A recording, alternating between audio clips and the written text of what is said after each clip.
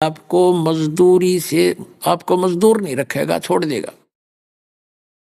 तो ये यहाँ कहता 18वें अध्याय के 66वें श्लोक में, सर्वधर्मान प्रीतज माम एकम शरणम व्रज अहम त्वा सर्व पापे व्यामोक्षामि मा शुच। गीता ज्ञानदाता कहता है कि मेरे सत्र के, क्योंकि ओम नाम का जाप इसके सत्र का, गीता अध्याय नंबर 15 के श्लोक नंबर 16 और 17 में 3 पुरुष हैं, सरपुरुष, अक्षर पुरुष और उत्तम पुरुषत्व अन्य। 8वें अध्याय के एक मंत्र में पूछा अर्जुन ने कि आपने जो 7वें अध्याय के 29वें मंत्र में जिस तत्ब्रह्म का जिक्र किया है कि उसको जानकर व्यक्ति सारे धातुओं से परिचित और सब कर्मों से परिचित व्यक्ति जरा मरण से छुटकारा चाहता है, तो तत्ब्रह्म क्या है? 8वें अध्याय के 3 श्लोक में उत्तर दिया गीता ज्ञानदाता ने, वो परम अक्षर ब्रह्म है। तो यहाँ गीता अध्याय नंबर 15 के श्लोक नंबर 16 और 17 में 3 पुरुष हैं, 3 प्रभु हैं। सरपुरुष ये ब्रह्म है गीता ज्ञानदाता, अक्षर पुरुष ये परब्रह्म है जो 7 संग ब्रह्मांड का स्वामी है। गीता ज्ञानदाता केवल 21 ब्रह्मांड का स्वामी मालिक प्रभु है। और उत्तम पुरुषत्व अन्य 15वें अध्याय के 17वें श्लोक में जो वास्तव में परमात्मा है, वास्तव में अविनाशी है, वो इन दोनों से अन्य है। तो ये 3 पुरुष, नीचे वाले तो आपको बताई दिए, ब्रह्मा विष्णु महेश दुर्गा गणेश जी के मंत्र आपको पहले बता दिए जो प्रथम स्टेज में हम देते, उनसे हम यहाँ तक बरी हुए। अब रह गई ये सरपुरुष और अक्षर पुरुष और परम अक्षर पुरुष, इन तीनों के मंत्र हैं गीता अध्याय नंबर 17 के श्लोक नंबर 23 में, ओम तत्सत इति निर्देश ब्रह्मण त्रिविध समर्थ है। ब्रह्मण माने सच्चिदानंद घन ब्रह्म के, उस परम अक्षर ब्रह्म के, अल्लाहु अकबर के पाने के ये 3 मंत्र की साधना है, कमाई है। जैसे हमारा पूज्य जल है, जल प्राप्ति करनी है, जल है जमीन में, बता दिया। उसका क्या प्रोसेस है? हैंडपंप लगाएंगे हम तो बोकी लगाएंगे, बोकी लगाएंगे और पाइप को नीचे लोअर करते रहेंगे, डाउन करते रहेंगे। तो सतनाम का काम है बोकी और पाइप जितना, वो पानी तक, जल तक पहुंचाकर उसका काम पूरा हुआ। पूरा तो नहीं, वो भी सहयोगी तो साथ रहेगी, पाइप तो साथ ही रहेगी। फिर जब तक हैंडपंप नहीं लगाया जाएगा, ऊपर मशीन नहीं लगाई जाएगी, उसकी भी पूजा करनी है। चाहे मोटर लगा के कर लो, चाहे हाथ से कर लो, वो मोटर लगाओगे तो उसकी पावर का, बिजली का खर्चा देना होगा, वो भी साधना करनी पड़ेगी। हैंडपंप लगाया, हैंडपंप है सार नाम, वो सत्य शब्द, गीता अध्याय नंबर 17 के श्लोक नंबर 23 का जो ओम तत्सत, ओम और तत् ये 2 मंत्र, ये तो सतनाम है, समझो श्वास उ श्वास की बोकी, श्वास उ श्वास से सिमरन इसका, ये तो बोकी ने काम कर दिया। सार नाम नहीं मिला, यानी सार नाम नहीं जोड़ा उसके ऊपर, पाइप के ऊपर हैंडपंप नहीं लगा तो काम फिर भी अधूरा ही है, वो पूज्य वस्तु प्राप्त नहीं हुई। तो फिर हैंडपंप लगा दिया, यानी सार नाम दे दिया आपको, तो फिर उसकी भी साधना करनी है, तभी वो जल मिलेगा, हैंडपंप हिलाना पड़ेगा। तो ये कंप्लीट कोर्स है, ये पूरी साधना उस परमात्मा के पाने की। 3 मंत्र का जो है उसकी त्रिकुटी से स्टार्ट होती, वहां की आगे राहत आपको। त्रिकुटी पर ओम नाम की कमाई हम ब्रह्म को दे देंगे, ये हमें बरी कर देगा कि जाओ। वैसे नहीं करेगा, ये दास आपके साथ होगा। कबीर साहब अल्लाहु अकबर इस दास के रूप में आपके साथ खड़ा होगा। और पुण्यात्मा, परमात्मा ने हमें गाइडलाइन दी है, जैसे युद्ध से पहले सैनिकों को सारे दाव पेच सिखाए जाते हैं, तो आप जी को यहाँ जो दाव पेच सिखाए जाते हैं, उस अंतिम आखिरत के समय पर जो आपने क्रियाएं करनी है कि गुरु मानुष कर जानते ते नर कहिए अंध, ओए दुखी संसार में फिर अग काल के फंद। गुरु को मानुष कर नहीं जाने, गुरु को एज ए गॉड ट्रीट करे, क्योंकि आगे भी वो परमात्मा इस दास के रूप में आओगा। अगर वो अन्य रूप में आ गया तो भ्रमित हो जाओगे हैं। तो इस दास के रूप में आपके सामने खड़े पाओगे, तो फिर आपका जैसा भाव, जैसा निष्कपट भाव लगन यहां होगी तो वहां भी ऐसी होगी।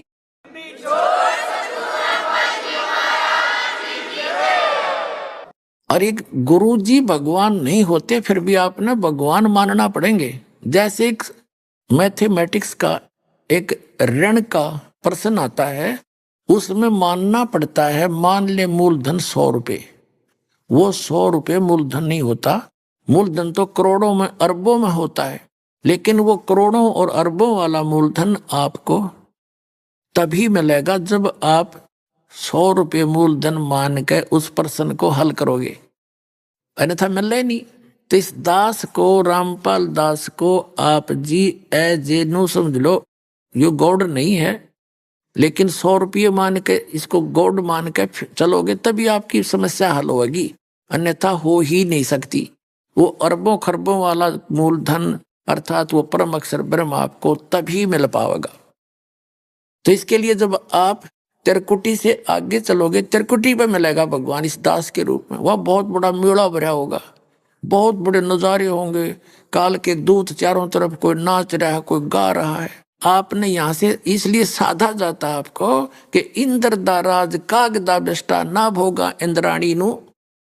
इंद्र का राज भी, स्वर्ग का देवताओं का राज भी काग की बीट समझ लेना हमने कतई नहीं चाहिए, तब आप वहां जा सकोगे। और कितनी सुंदर औरत हो, कहते इंद्र की पटरानी भी क्यों ना हो, हमारे लिए वो धिक्कार है। क्योंकि वहां जाकर जो आपको वस्तु मिलेगी, यहाँ की वो नकली वस्तु है, यहाँ नाशवान है, वो अविनाशी है। आपको सारी वहां पर आपका ऐसा ही परिवार होगा, ऐसे आपके विवाह होंगे और सारा कुछ वहां ठाठ से रहोगे। फिर दूसरा मंत्र है सतनाम का, ये अक्षर पुरुष के लोग जो सात सिंह ब्रह्मांड का क्षेत्र है उसको पार कराएगा, उसकी कमाई उसको किराया देंगे, उसका टैक्स है इतना लंबा चौड़ा, तब वो जाने देगा, नहीं तो नहीं जाने देगा। फिर जो तीसरा मंत्र सार नाम है, उसकी कमाई आपको सतलोक में प्रवेश कराएगी, इसलिए आपकी मुक्ति हो जाएगी। बोलो सतगुरुदेव।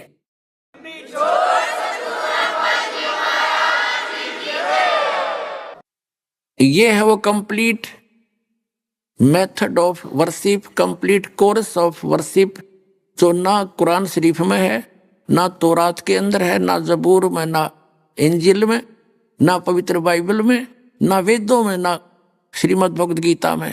वो सूक्ष्म वेद में पूर्ण परमात्मा द्वारा दिए गए ज्ञान में है, वो इस दास के पास उपलब्ध है। पूरा विश्व आओ, अपना कल्याण करवाओ। बोलो सतगुरुदेव।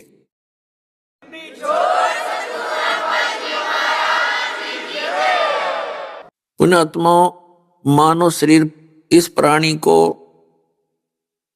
केवल परमात्मा प्राप्ति के लिए ही प्राप्त हुआ है, और परमात्मा की जानकारी संत दिया करते हैं। और संत वही होता है जो सदग्रंथों के गूढ़ रहस्यों को ठीक से समझकर श्रोताओं को, जिज्ञासुओं को, श्रद्धालुओं को बतावे। सदग्रंथ क्या होते हैं? सदग्रंथ उनको कहते हैं जो गॉड गिवन ज्ञान होता है। पुण्यात्माओं, हमें यही भूल लगी रही अभी तक कि हम जिस भी संत ऋषि से संबंध हुआ, जिससे हम मिले, उन्होंने जैसा भी ज्ञान दिया, हमने उनके वचनों को सत्य माना। कारण क्या था कि हमारी जो आध्यात्मिक जो ज्ञान की बुद्धि थी वो विकसित नहीं थी, और हम ये सोच लेते थे कि इस महापुरुष ने, इस संत ने, ऋषि ने कई वर्षों से साधना करके और परमात्मा को प्राप्त कर लिया होगा, और इसने परमात्मा की महिमा को ठीक से जान लिया होगा। लेकिन हम इतना भी नहीं सोच पाते थे कि कोई संत परमात्मा की कुछ डेफिनेशन बता रहा है, दूसरा अन्य ही परिभाषा बताता है, उनके अनुभव भी भिन्न भिन्न होते। परमात्मा से प्राप्त करने वाली जो साधना होती है वो भी हमें भिन्न भिन्न ही बताया करते थे। अब तत्व ज्ञान से पता चला कि परमात्मा की महिमा को परमात्मा ही बता सकते हैं। जीव की बुद्धि अगर परमात्मा वाले स्तर पर पहुंच गई तो वो तो परमात्मा ही हो गया। तो आज तक जितने भी ऋषि महर्षि हम सुना करते थे, और उनके कारनामे कृष्ण में भी हम सुना करते थे। उदाहरण के तौर पर अगस्त ऋषि जी ने 7 समुद्रों को एक घूंट में पी लिया था। पुण्यात्मा, ये जो आज की विज्ञान वाले अपना सिर पटक लियो, इन 7 समुद्रों को एक घूंट में पी के दिखा दियो, तो ये कितना ही विज्ञानी बन जाना। क्योंकि साइंस एक सेपरेट इशू और गॉड इज कंप्लीट कोरस है, कंप्लीट है इन ऑल रिस्पेक्ट। तो इन ऋषियों ने उस परमात्मा की भक्ति की, उससे शक्ति प्राप्त करी, लेकिन वो परमात्मा नहीं हो सकते। थोड़ी सी शक्ति प्राप्त कर ली। अब जैसे थर्मल प्लांट है और एक 220 केवी का एक पावर हाउस है, वो थर्मल प्लांट नहीं हो सकता। इसी प्रकार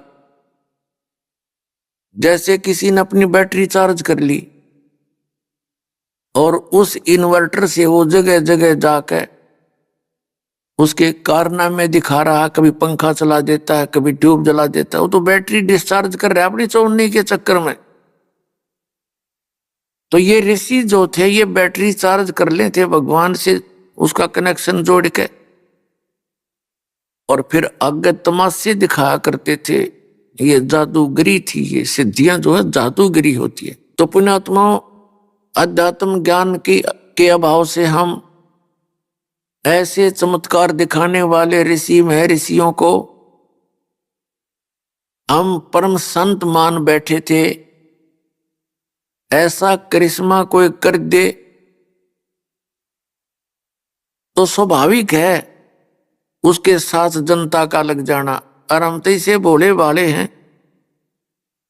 ये अभिनेता और अभिनेत्री, ये तो कोई जादूगरी भी ना जानते, चटक मटक झटक, पहले हम इनके पीछे हो लेते हैं, अकल हमारे में रहे ना रही, क्योंकि हम तत्व ज्ञानहीन हो गए।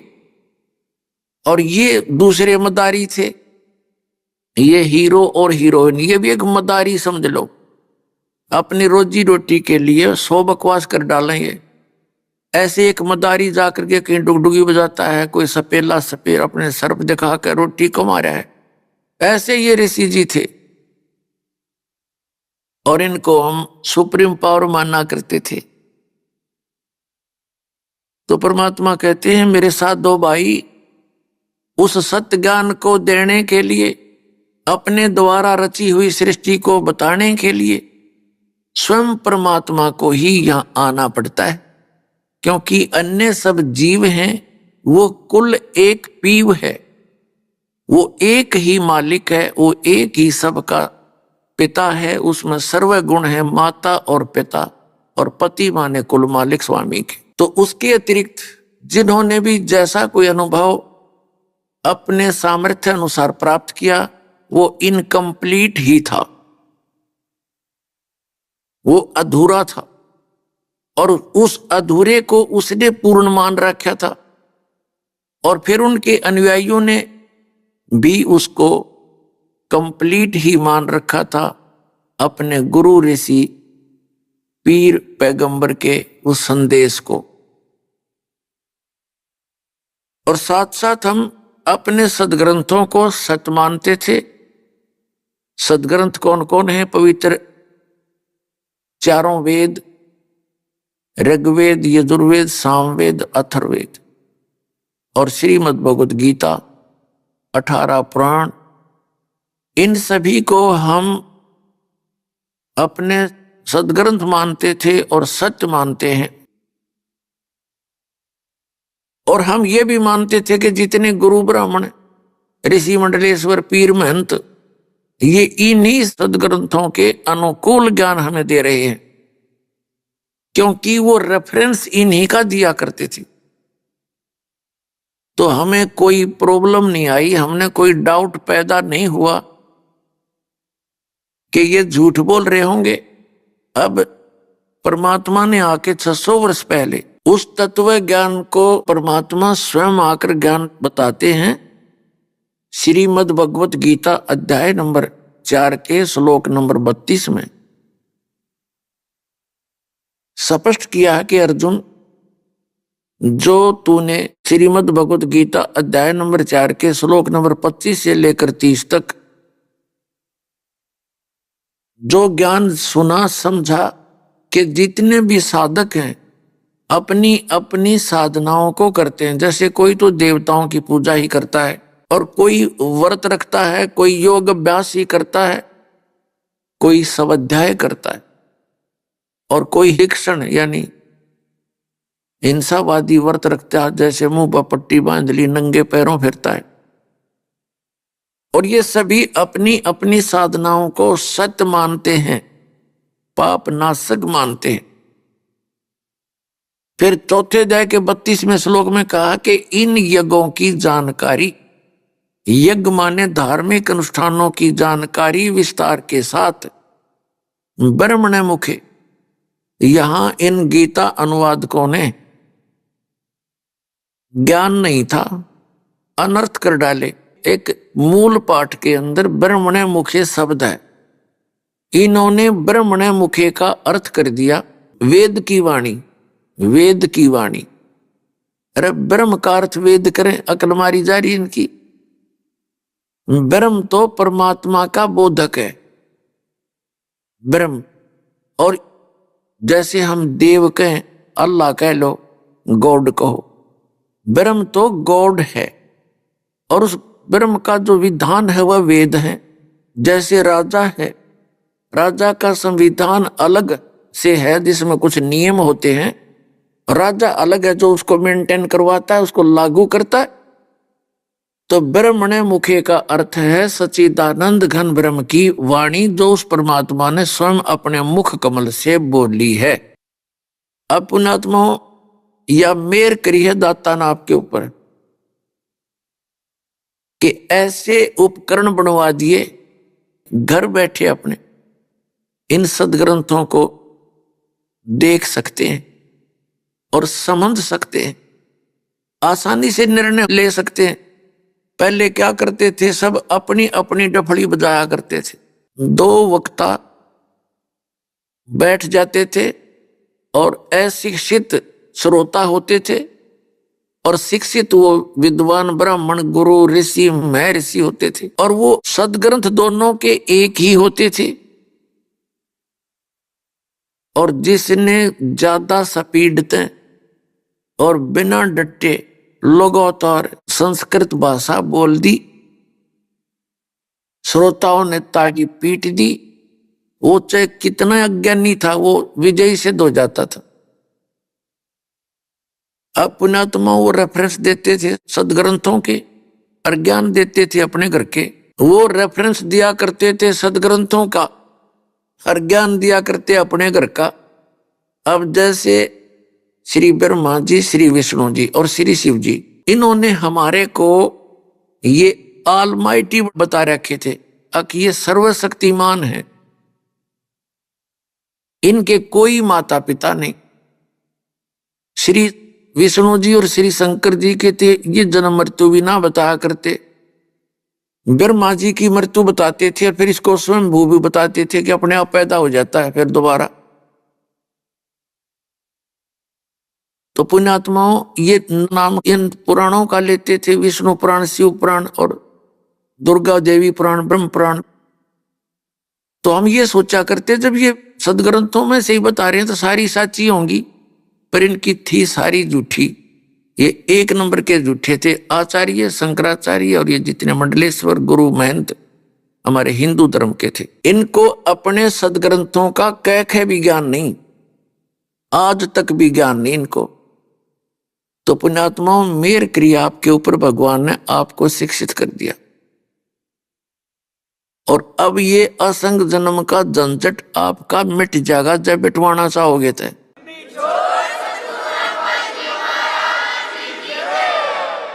और जब गफलत करोगे और इतना सुअवसर प्राप्त करके भी, जैसे बच्चा स्कूल में प्रवेश पाता है विद्यालय में, और परिवार वाले उसको पूरी छूट देते हैं, पूरी सुविधा देते हैं, खूब खा पी, अच्छा ओढ़ पैर, लेकिन बेटा अपनी पढ़ाई करके सफल हो, तो वो चांस आपको मिला हुआ है जितने मनुष्य शरीरधारी प्राणी हैं इस पृथ्वी के ऊपर। और जो उस समय को व्यर्थ खो देते हैं गफलत के अंदर, वो आजीवन मजदूर बनकर रहते हैं। और जो सफल हो जाते हैं वो सुख प्राप्त करते हैं, कारों में चलते हैं, पंखों के नीचे लेटते हैं। और जो गफलत कर जाते हैं विद्या के समय में, तो वो आप भी मजदूरी करते हैं, उनके बच्चे भी वहां मिट्टी के अंदर लेटे हुए होते। तो पुण्यात्माओं, यदि आप ईब चूक गए इस गोल्डन चांस को, ये गोल्डन चांस है चारों युगों का, ये प्राइम टाइम है उस भक्ति का, मोक्ष का।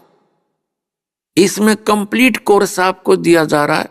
पहले आंशिक साधनाएं दी जाती थी जिससे केवल आप इस जन्म मरण के चक्कर में रहते थे, मानव शरीर अधिक प्राप्त हो जाते थे। तो अब परमात्मा ने ये समय दिया है, तो अब आप इसको चूकना नहीं और अपना कल्याण करा लेना।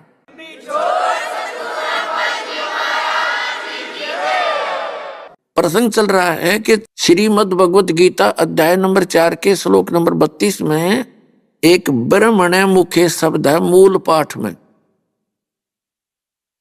तो इन अनुवादकर्ताओं ने इसका अड़ंगा कर रखा है, वेद की वाणी में लिख दिया।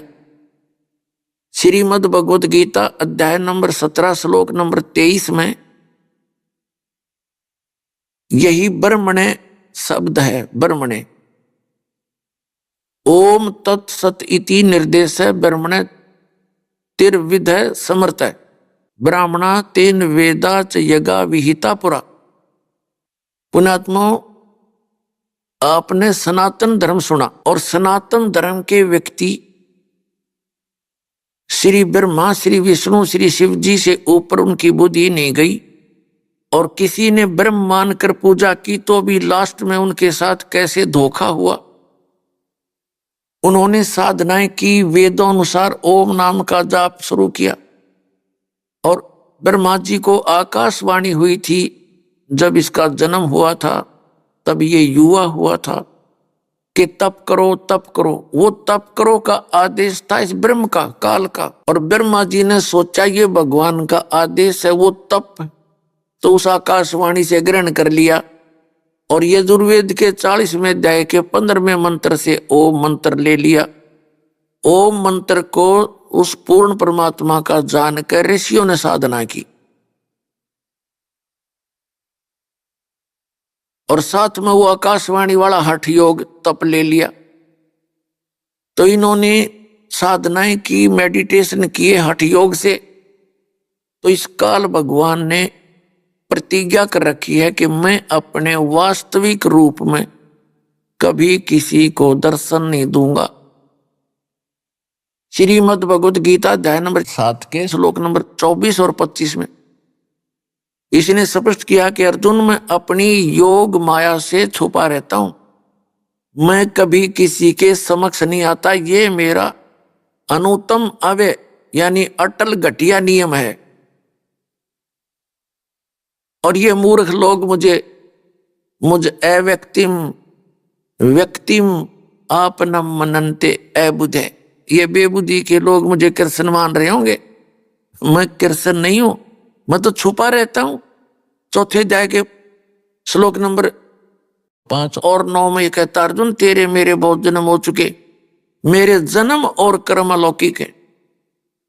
अलौकिक कर्म ये इस प्रकार है, श्री कृष्ण में बोल रहा है। और आज तक ये ऋषि महर्षि आचार्य शंकराचार्य हमारे धर्मगुरु, ये मंडलेश्वर ऋषि महंत, ये कख नहीं समझ सके। ये कृष्ण जी बोल रहा था। अर्जुन कहता है कि हे महानुभाव आप कौन हैं? श्री कृष्ण तो अर्जुन के साले थे, क्या रिश्तेदार को पहचानना भूल गया हो?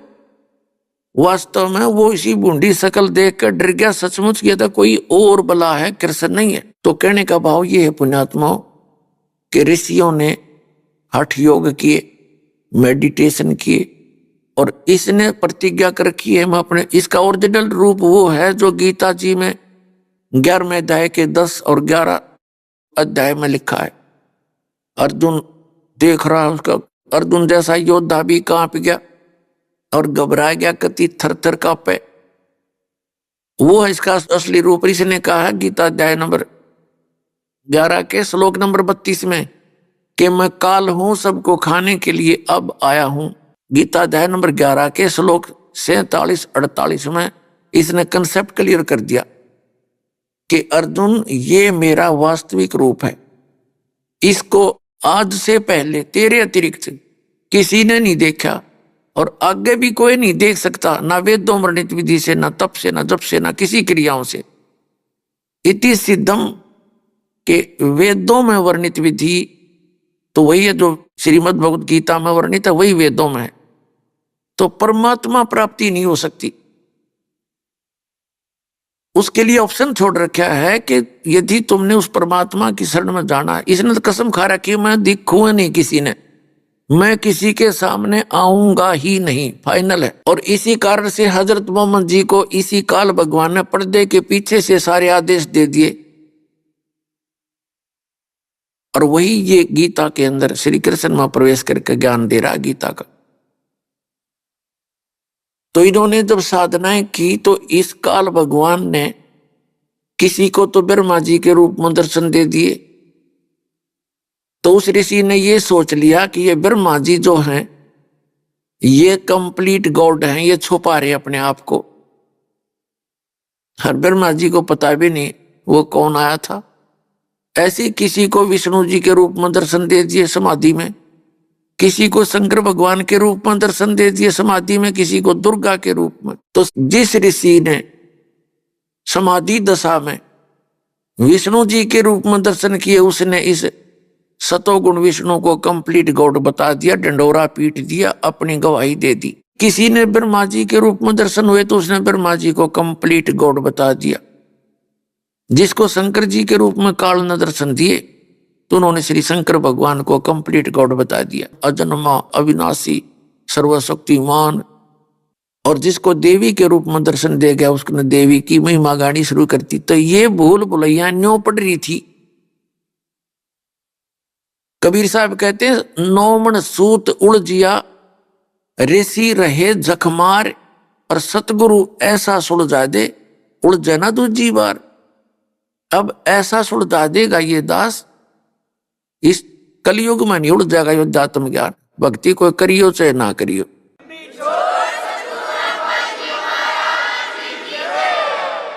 वैसे तो पुण्यात्मा परमात्मा सुलझा के धर गए थे, सुलझा कर रख गए थे सुरक्षित, लेकिन ये कबीर पंथी, ये बालक थे, इन्होंने वो सूत अधिक उलझा दिया। जितने मुंह उतनी बातें, जितने संत उतना ही नाम, वैसा ही ज्ञान उलझ पुलझ कर दिया। अब उसी परमात्मा कबीर भगवान ने इस दास पर दया करी, इतनी बुद्धि दी। दास की इतनी औकात नहीं थी कि इतने निर्मल ज्ञान को और परमात्मा के बच्चों तक सुलझा के पहुंचा सकूं। ये कबीर परमात्मा की दया से सारा कुछ हो रहा है।